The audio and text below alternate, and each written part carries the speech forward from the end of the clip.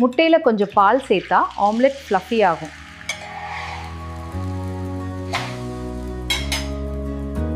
முட்டை வேகும்போது கொஞ்சம் உப்பு போட்டா பீல் ஈஸி.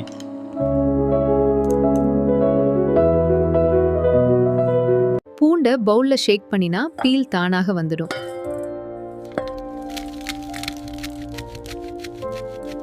கொத்தமல்லிய பேப்பர் டவல்ல ராப் பண்ணி ஃப்ரிட்ஜ்ல வைங்க.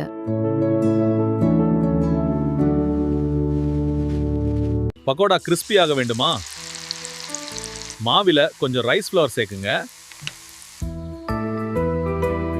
மாவை பிசைந்த பிறகு 15 நிமிடம் ரெஸ்ட் கொடுத்தா சப்பாத்தி சூப்பர் சாஃப்ட்.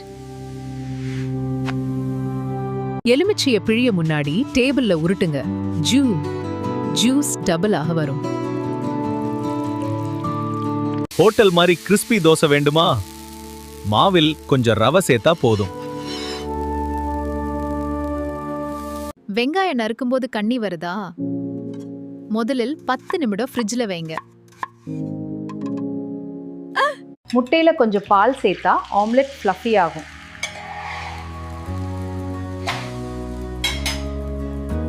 முட்டை வேகும்போது கொஞ்சம் உப்பு போட்டா பீல் ஈஸி.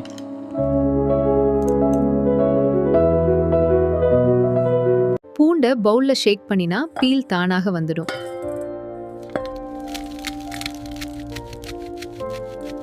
கொத்தமல்லிய பேப்பர் டவல்ல ராப் பண்ணி ஃப்ரிட்ஜ்ல வைங்க.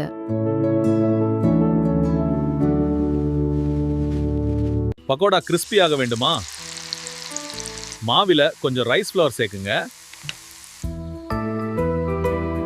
மாவை பிசைந்த பிறகு 15 நிமிடம் ரெஸ்ட் கொடுத்தா சப்பாத்தி சூப்பர் சாஃப்ட். எலுமிச்சைய பிழிய முன்னாடி டேபிள்ல உருட்டுங்க. ஜூஸ் டபுள் ஆக வரும். ஹோட்டல் மாதிரி கிறிஸ்பி தோசை வேண்டுமா? மாவில் கொஞ்சம் ரவை சேர்த்தா போதும். வெங்காயம் நறுக்கும்போது கண்ணி வருதா? முதலில் 10 நிமிடம் ஃப்ரிட்ஜ்ல வைங்க.